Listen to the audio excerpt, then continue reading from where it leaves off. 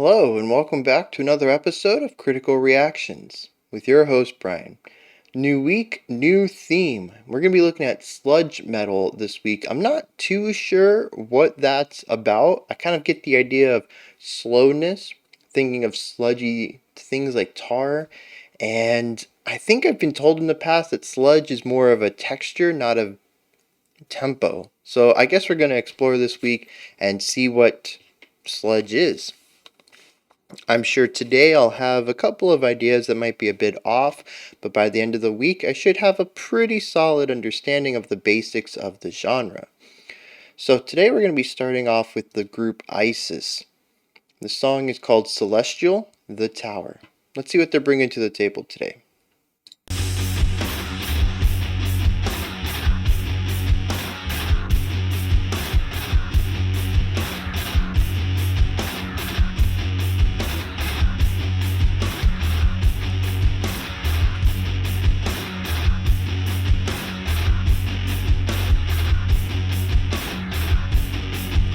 Interesting sound over there on the left, not quite sure what it is.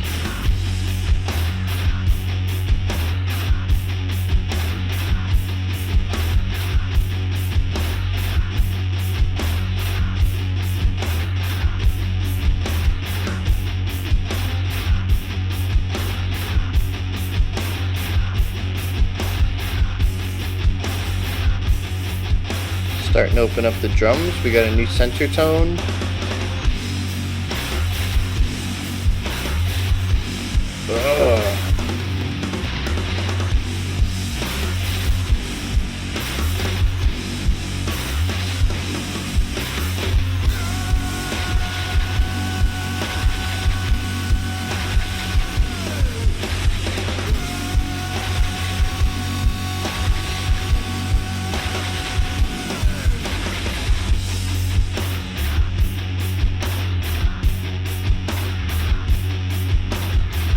Really clean and crisp snare hit.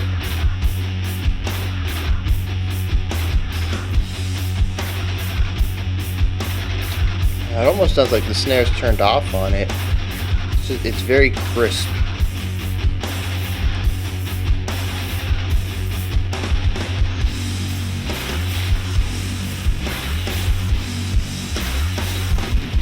That bend on the left side as well.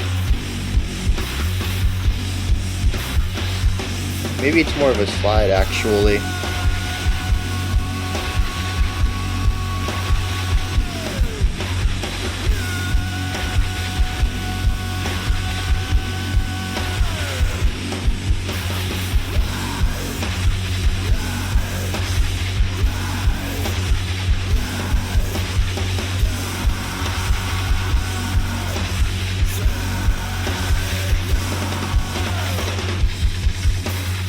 Ooh.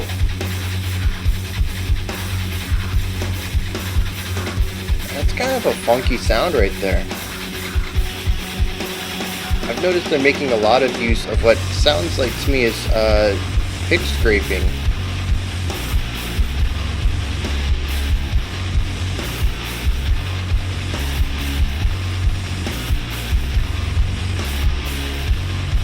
And they still have that scraping sound going on in the background here.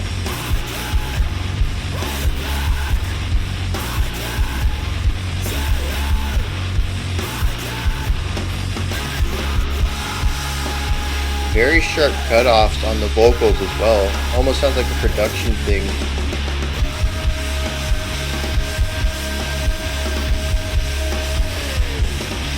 Despite the volume and the width of the vocals, they really don't decay the way I expect them to.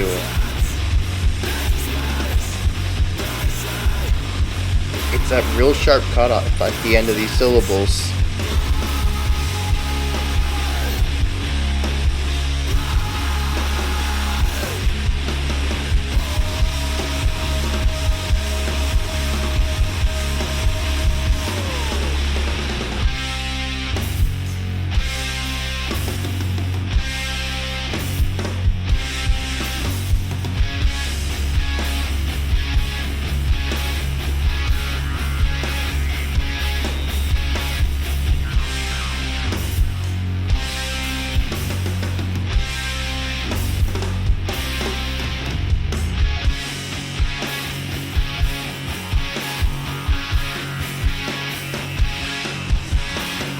It's weird. It's not really groovy, but it does kind of make me want to move my body, which is interesting.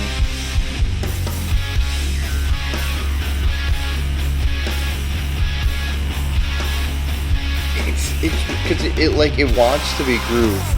It's just a little too rigid for it, but it kind of works.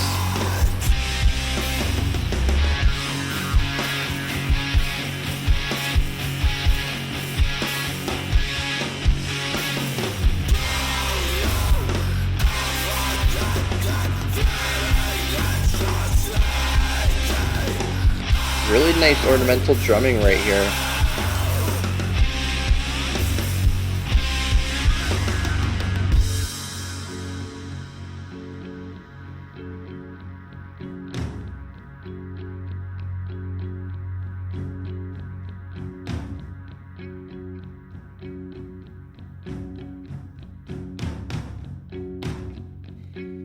Very different production on the drums here as well.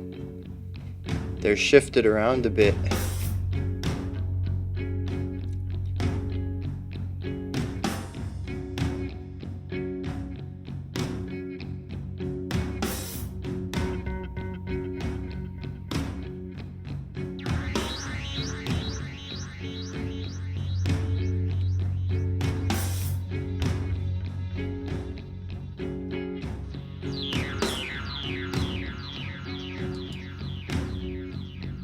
Interesting, going for more of an atmospheric thing here, whereas everything else has been highly textual.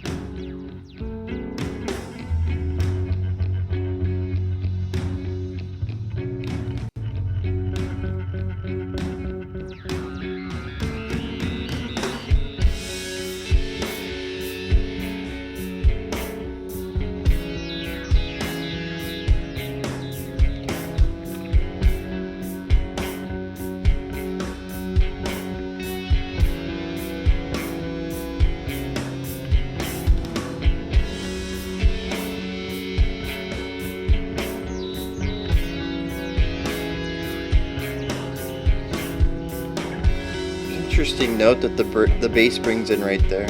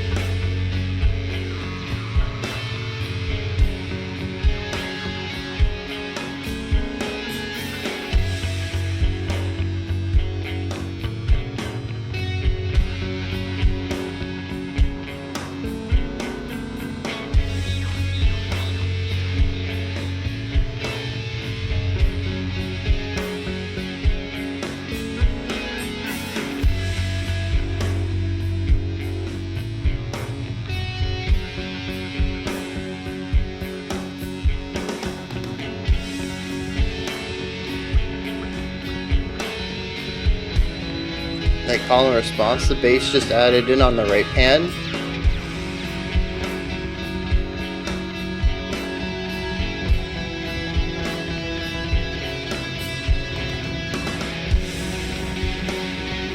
There's got to be at least 4 guitar parts right here.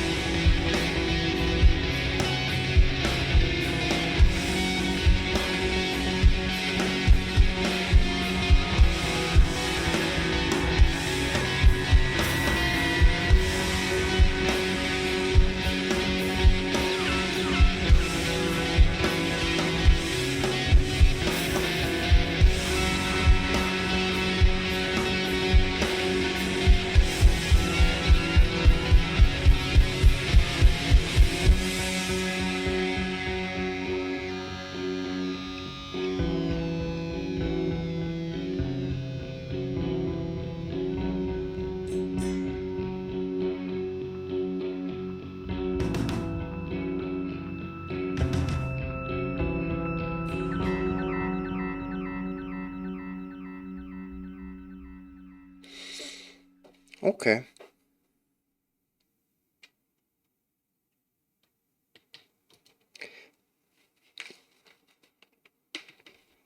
I think Sludge is gonna take me a couple of days.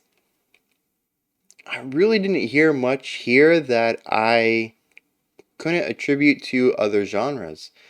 Um, it's highly textural, but it does focus on atmospheric stuff in the second half of the track, so it kind of bounces between texture and atmosphere.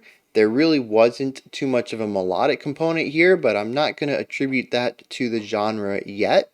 It could just be that this is more textural focused sludge, and we might find some melodic focused sludge later on in the week. Um, Definitely wasn't a tempo thing. I think when we opened up, it was definitely a bit faster, not super fast, but a brisk pace, and we slowed it down in the bridge into the outro section. So we had a variety of tempos there. Musically, this is sort of just like I see this as an offshoot of just modern hard rock.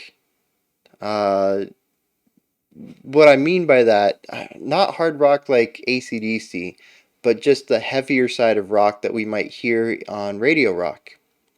Some of the heavier stuff that they'll put on radio is what I'm getting at there. I can see this just kind of pushing a little further into the direction away from being radio friendly. But timbre wise, uh, compositionally, I hear a lot of radio rock in here. Like I said, it's just kind of pushed a bit too far to be radio. It's a bit too heavy. It's a bit too long. It's a bit too abrasive, but all just a bit. Um, so yeah, like I said, I don't really see anything in here that is strongly unique. It's not like when we checked out black metal, I was like, this is different than some stuff we've heard before. I can find elements in here that's definitely black metal. No, this just seems to be taking at least two genres that I'm familiar with and just kind of branching off from some of the core ideas of it. But I don't know. Like I said, I've only heard one song that I know of. It's possible we've listened to some Sludge in the past. I just wasn't aware that it was Sludge. But this is not what I was expecting coming into this track. So, I mean, let's dive into some of the stuff that I ended up hearing and dissect a little bit of what's going on here musically. So the song to me can kind of be broken up into three pieces, give or take. There is the intro section, which had that pick scraping element to a lot of it. And then there was the slowing down moment, which I think was the heaviest. We had the screaming and just the distorted guitar chords rather than individual notes. We had chords in the guitars, kind of making it feel bigger, louder. And then we had our outro, which was a slow process layering, slow burn layering process. That's what I meant to say. So I guess let's take this piece by piece and see what they're doing individually before we analyze how all of it comes together as a whole. At the beginning, we had, like I mentioned, this this pig scraping thing. Very rhythmic, very textural.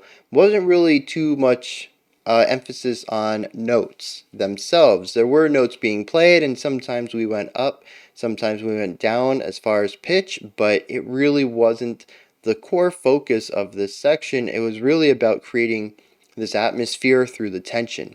Utilizing those pick scrapes and the rhythmic component of them contrasted against a pedal tone creates to me, a very tension, a very tense atmosphere, like it's building towards something. That dun dun dun dun ticka dun ticka dun ticka dun dun dun ticka dun ticka dun ticka dun dun dun. Very rhythmic. It had a lot of what I would say is like um, not really pickup notes, but notes that lean into the beat rather than come off the beat. So instead of our eighth notes being the downbeat and the offbeat, which would be da da da da da da da da, those won't be eighth notes, but whatever. You get the idea. Those are 16th notes. We play them coming into it. So we have da da da da da da da da da. It feels like we're rushing into the beat. There's a lot of intensity and momentum in this opening section, and so we have this anticipation, this anticipatory aspect of this part of the song that's created by having the 16th note into the downbeat. And we have this momentum, this steady beat that goes into it, and then, almost like we're hitting the beat a bit early and we're doubling up on the hits. Constantly feels like we're trying to get to that note or trying to get to the next beat just a hair early, like trying to rush it. And that's what the whole intro of the song sounds like to me. The first, I don't know, like 4 or 5 minutes, maybe like 3 or 4 minutes. It's all this forward momentum, let me take that back, forward energy. It's very potential. It wants to go places, but we haven't really reached that point yet. It's sort of building up the anticipation, building up the intensity. And then we also have the contrast between the standard played notes, where we get a pitch, and sort of the textural sound of that pick scrape, which I don't even know if it's a pick scrape. I think I'm just going to call it a scrape. It is kind of a scrapey kind of sound.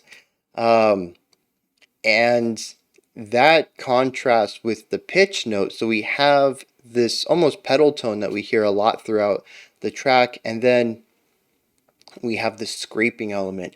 And the back and forth there, the scrape feels, to me, it's tense. It's a different way of providing tension other than dissonance. Dissonance is a great way to provide tension because it literally creates imbalance in the harmony. The imbalance itself is creating tension. But this is less musical tension and more excitement tension. It's a way of reducing the energy for a moment. It's almost like muting a note, right? You get a hint of the tone it's supposed to be, but it's withdrawn, it's subdued, it's lesser than what it should be. And that's kind of what I'm hearing here, where some people might call it a dead note. It is a way of not necessarily introducing silence into it, but removing the idea of pitch from the melodic phrase. So you get the percussive element out of the guitar, but not a pitched element. And jumping back and forth between pitched notes and textural notes, just like I said, it provides this energy. It's this buildup. It feels like the tension is rising. Everything wants to go somewhere. We're building up, and eventually this pressure needs to go somewhere, and we do see that eventually, but it does take its time getting there. It makes the entire first third of this track extremely tense. Now, at the same time as we're exploring this, the drums are doing something that they're going to do a lot in this song, and that's ornamental playing, where they'll keep a beat in the snare and the bass kicks, and they'll use the cymbals and the toms in a variety of different ways, constantly changing it up, in fact. I would spend usually about 4 bars or so at a time checking out what the drums are doing, and each bar had a different idea in it, and it wasn't a pattern that got looped. When I come back to it, they're doing a different thing in the 4 bar phrase. So it's really cool that the drummer is basically just always adding new embellishments to their playing, and it makes the song, well, no, it gives the song a bit of flourish to it, a little bit of change, I suppose you could say, given that the guitars really don't do much differently in each of these sections.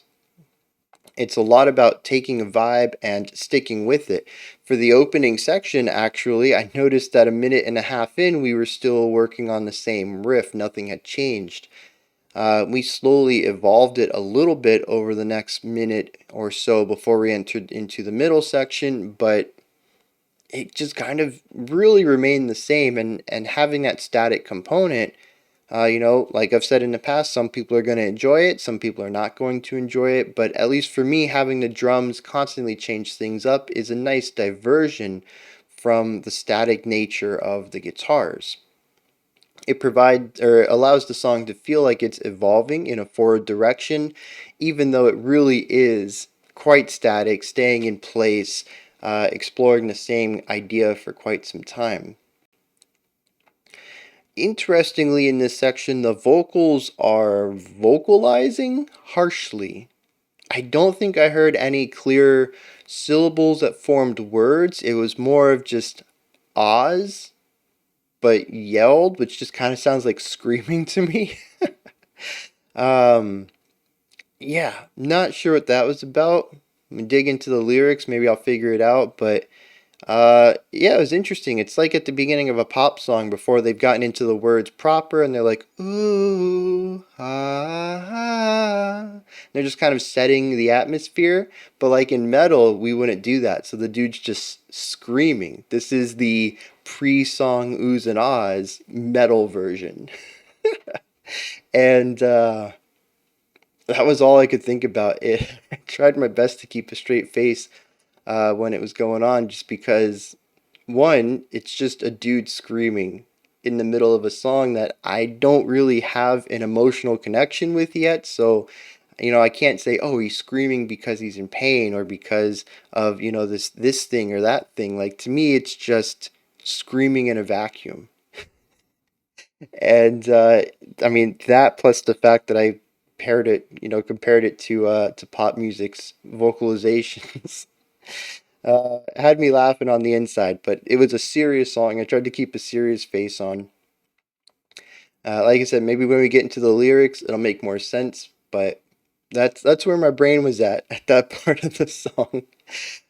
So next up, though, is the mild evolution of what we had here, where we begin to introduce heavier elements. This is where the guitars switch from playing single notes to chords. The vocals get a bit widened out.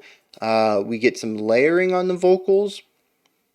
Um, and we enter the moment where we get a ton of yelling and screaming and words, at least I think. I'm not sure I picked up any specific words, but we at least seem to be putting some syllables together rather than just screaming ahs. So this section took the same ideas that we had previously, highly textural, mostly focusing on rhythmic components, ornamental drumming, and harsh vocals, and turned some of that into more song-like components rather than an introductory, atmospheric-driven section. The guitars, like I mentioned, brought in chords. The vocals brought in words. The drums became a bit more pronounced, and we saw more movement in them.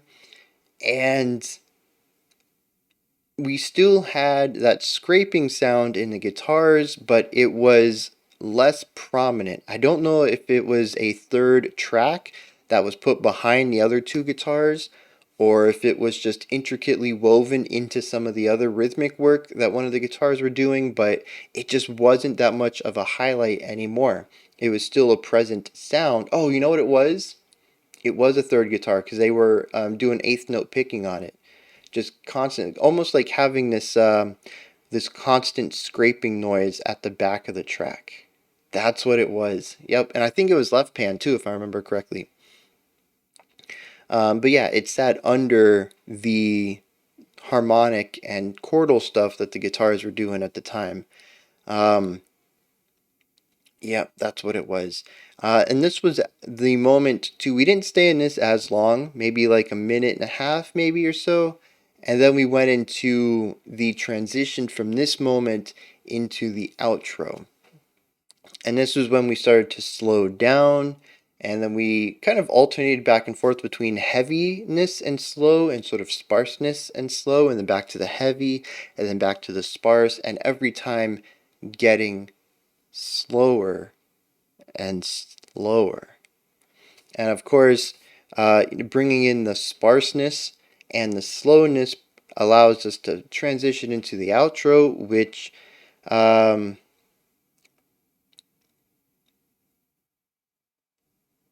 yeah, we transition into the outro, which is a very different vibe. If the first section is tension, pressure rising, and the second section is energy actualized. We've moved from potential energy to kinetic. It's driving, it's forceful, and it's aggressive. You know, we have the growling or the screaming. We have the layers on the screams. We have the widening on the guitars, the chords. We have three guitar parts right here. So, you know, it's bigger, it's more impactful. It finally took all that energy we had and pushed it forward. Now we are on the denouement of the song. We have reached the peak and we are on, you know, the downward slope after that to reach the ending, right? We had our rising energy, we had our peak, we had the climax of the energy, and now all that's left is for the energy to diminish, and that is the slowing down section until we get to our resolution, the final bit of the song. And here it's melancholic. A lot of that energy, the anger, it's just kind of not there anymore. It's been replaced by something a bit more solemn. Um, Maybe pensive, maybe sad.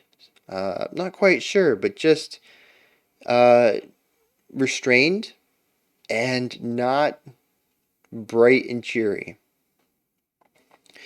And what's interesting here is that we have shifted back to the idea of layered elements like we saw in the beginning, but we're exploring the layers over a vast amount of time. I think this was probably a 3.5 minute outro. And I really thought we were entering into a new heavy moment of the song. We start with the guitar and the drums and the bass, maybe two guitars here, I can't remember. And we slowly add more elements. We add more guitars, more guitars. Like I said, at one point, I'm pretty sure there were 4 guitars playing and a bass.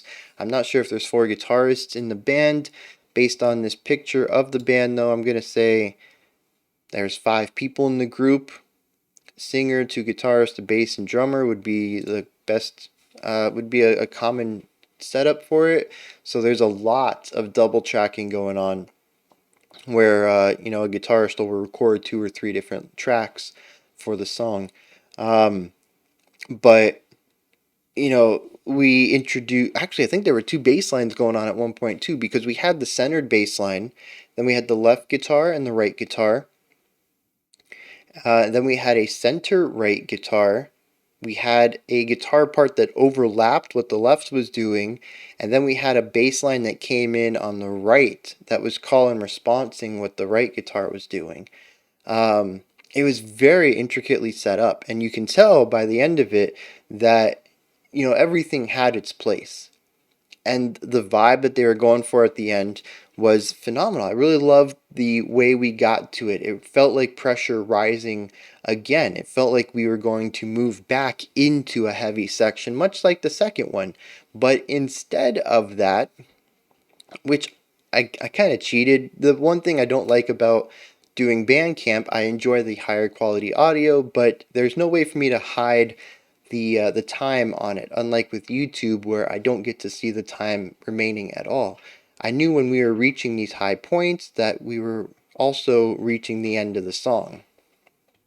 So it kind of ruined a little bit of the anticipation here, but every layer that we added, we also increased the volume and the tension. In fact, the tension was kind of there at the beginning, just kind of grew more and more. In fact, I remember a bass note, a single note. I think it was the third note in the phrase. It just really grinded hard against what the guitars were doing. It did not fit there at all as far as the key is concerned. Or maybe it did fit there in the key, and you know, we're just looking at 2 half notes that probably should not have been played, or 2 notes a half step apart that should not have been played together. but it really leans into some dissonance that I was not expecting. But it also foreshadowed where this section was going, so I appreciate what they were doing with that. And it builds. Each layer adds more tension, adds more volume, adds more width, and it gets to a point where it really feels like if this were earlier in the track, or maybe any other song out there, especially something more radio friendly and predictable, we were going to go into a heavy moment. We were going to jump up, a couple dBs and really get into something heavy and drastic again. And it just didn't happen. We kind of hit a new peak and pulled it back a little bit and let the song fade out. So, yeah, very interesting. It's like a roller coaster where you have a rise and then a fall and then a smaller rise and a smaller fall. Um, and it makes me wonder what we're going to be digging into lyrically, because emotionally, I've laid this out pretty much already, but we have rising tension and pressure that leads to an violent explosion. That second section is just very huge as far as kinetic energy goes, and it's a release of all that pressure we had built up from the intro, and then we have a nice slide into our outro, which is a reduction of intensity and a reduction of um, anger or aggression. Basically, just everything that we had is removed, and we see the opposite of that. We move from anger and tension to melancholic and sparse and withheld. A very quieter, softer, smaller section. And so we have pressure rising, aggression, melancholy. The melancholy rises to what feels like it could move into another aggressive direction and instead makes an about face and sort of just peters out rather than allows itself to rupture. And I'm real interested, like I said, where this musical story is going to take us lyrically, or what I should say, what lyrics are going to pair with this musical story. Um,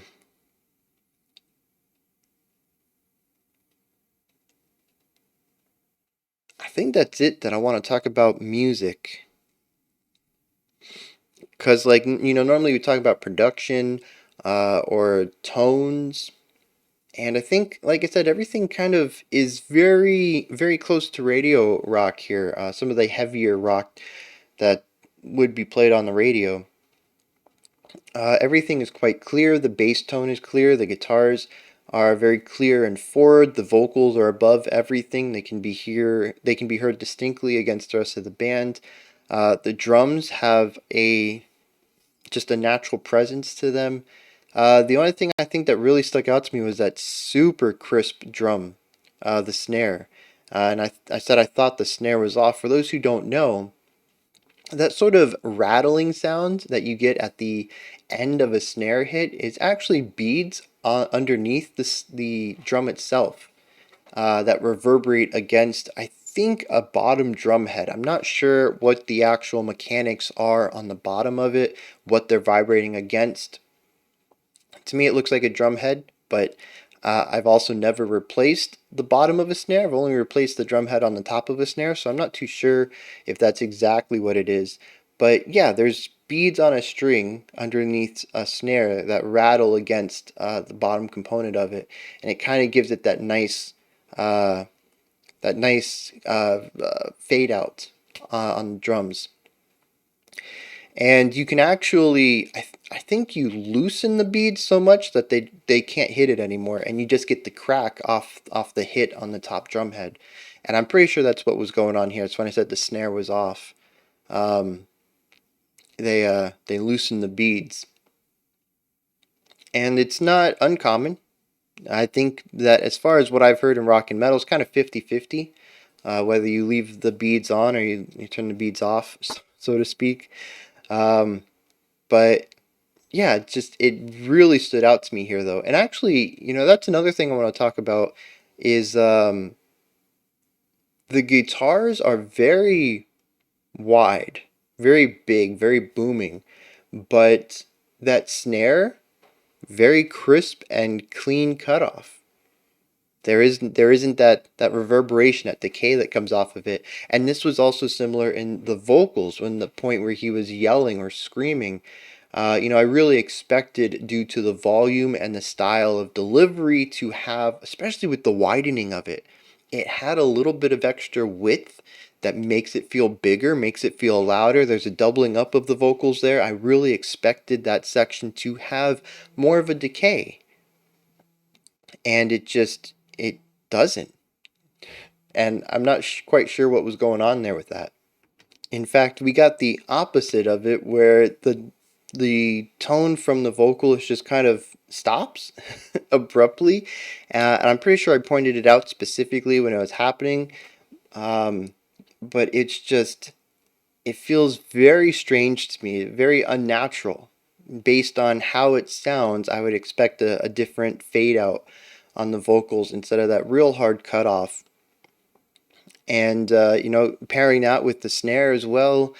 Um, yeah, it's an interesting production style that also wasn't present constantly. There were some sections of the vocals that were given more of a natural fade out, a natural, just yeah, a natural fade out, a natural decay of the sound, whereas that specific moment did not. It felt like it was cut off abruptly.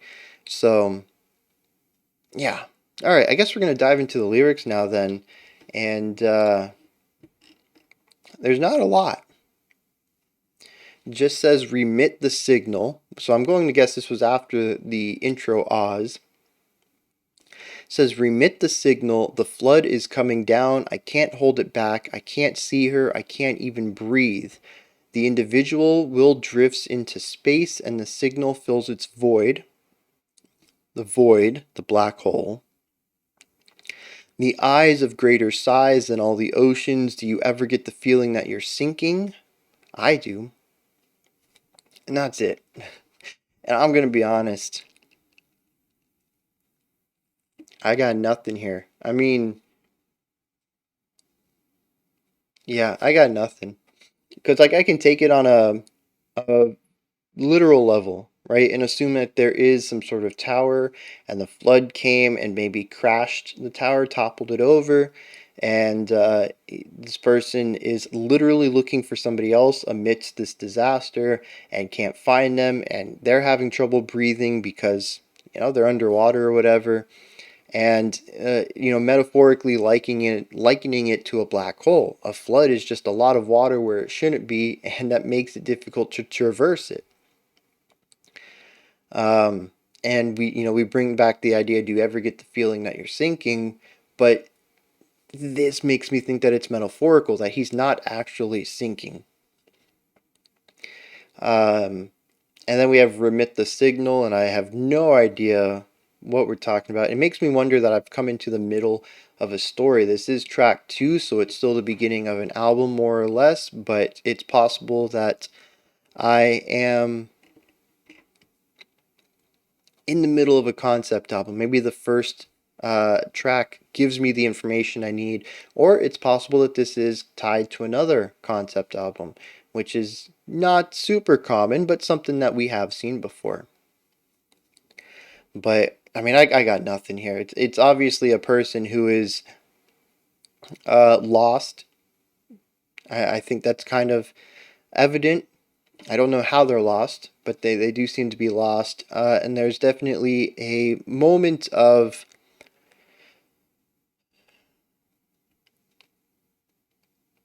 well, okay, so at the very least, we have the pre-disaster. We have the disaster itself, and then the feelings within the disaster. I don't know what the disaster is. It could be a black hole, it could be a flood, it could just be metaphorically being lost. But the tension of the beginning of the song would be before the flood, whatever the flood represents. The intensity that comes after it, the eruption, where the guitars are playing heavy and the dude's screaming. This to me could be the moment where, um, being in the flood, whatever the disaster is, and it being more chaotic and not really being able to find any moment of reprieve, any moment to kind of have a second to catch your breath and assess the situation. That could be all of the intensity of this moment. And then the ending of that would be the melancholy. It could actually be, he says, do you feel like you're sinking? Because I do. It could be a loss of, um, like a will to survive. You've kind of given up on ever getting out of this black hole of surviving this incident, and just kind of absorbing yourself into the melancholy, and maybe that rising intensity at the end is trying to get that willpower back to fight, and it just kind of petering out. You never quite hit the point where that's there's a duck outside my window. You never quite hit that point where you get that energy and momentum back to fight again, and you just kind of accept the sinking. So, I mean, I can kind of see some vague similarities between some of these concepts and the emotions I talked about in the music, but at the same time, I mean, I have no idea what's going on here lyrically. I'm really grasping at very vague ideas here to tie into the music. So, this is where you guys come in. Hit me up in the comments. Let me know what you thought of this track, anything that stood out to you, anything that I talked about that you want to, expand upon, or tell me I'm wrong, or just, yeah, man, you hit it. You hit the nail on the head. Fantastic read on that. Go ahead and do that in the comments. Also, if you have anything to let me know about what's going on here lyrically, and maybe how I can tie that into some of the musical themes, or even some of the musical themes that you found in this track. Above the comment section is a description box, and there's a link for Linktree. Here you can pick up some merch, you can join the Patreon, vote on future themes and tracks, you can join the Discord server and chat with other people in the community, you can follow me on Twitter, a bunch of stuff. Go ahead and check it out. Above that, if you could, like, subscribe, and ring the bell. I greatly appreciate all three of those.